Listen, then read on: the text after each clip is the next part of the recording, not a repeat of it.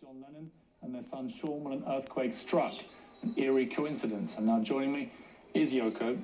Yoko, obviously an utterly desperate time for your home country of Japan. So terrible. So terrible. When did you hear what had happened? Where were you? Well, I was in New York, of course. And how did you hear the news? Well, like you heard it too, I suppose, through the TV news. Can you believe what you're seeing? I just can't believe it. I mean, we were in an earthquake, which was not very bad. And usually there's some kind of earthquake, there's just people saying, did you feel that last night? No, we didn't, or something. Very sort of light things. When you went through that earthquake with John and yes. Sean...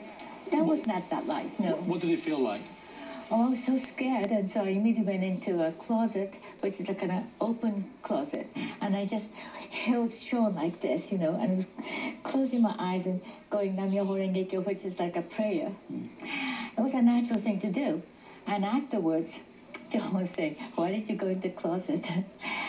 Well, he was there too, but I think he was very surprised that we had to go in the closet.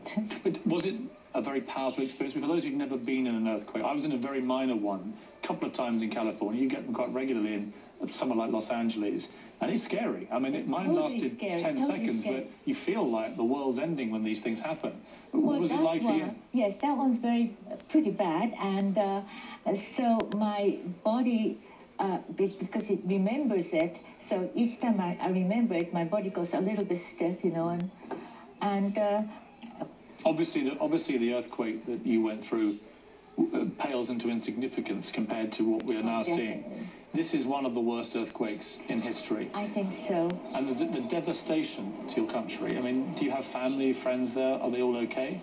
Well, because most of them are in Tokyo, and Tokyo was all right in a way. But I think that they did experience the big shake, and that would stay with them for a long time, I'm sure. But I like to see it as a, you know, something that would become all right, because right now everybody's so upset about it, of course, and it's a very sad thing to happen. But I think that one day it'll be like an architect's heaven. You know, all over the world, all these architects will probably get some kind of funds or something and try to go to Japan and see if they can, if they're allowed to make their own building or something, because in the usual cities, the usual countries, you can't do that now.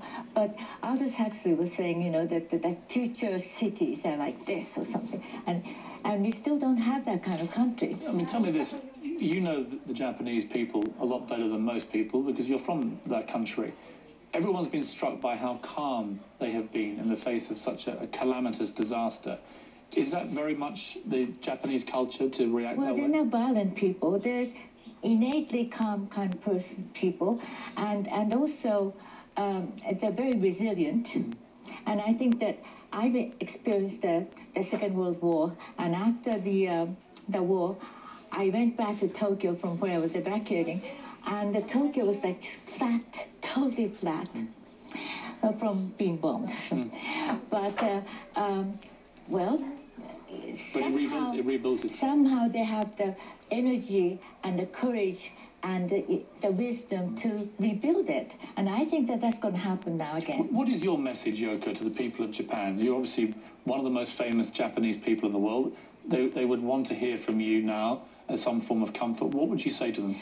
We are all together in spirit, and we have to start bringing out our superpower, which is the energy, resilience, and wisdom that we have. And I think that it's going to be quite something. I think this country is going to, for the first time, become the kind of country that the whole world would envy.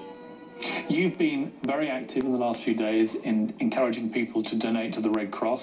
Yes. Are there other ways that you think people should be helping? What is the best way for Americans in particular to help you? Well, as of now, I found that there was no definite foundation in Japan that we can send money to. So Red Cross is it. I sent mine to Red Cross too. And I think I believe in Red Cross. They're very good.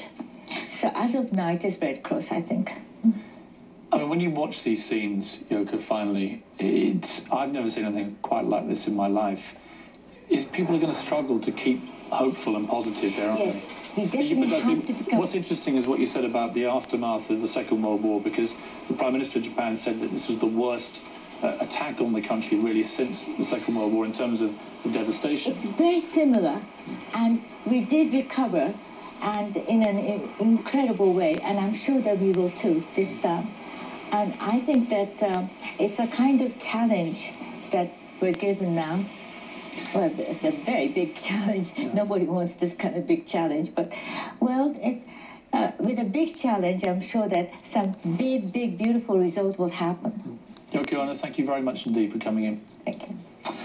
Coming up, disaster can strike anywhere, anytime. Is this country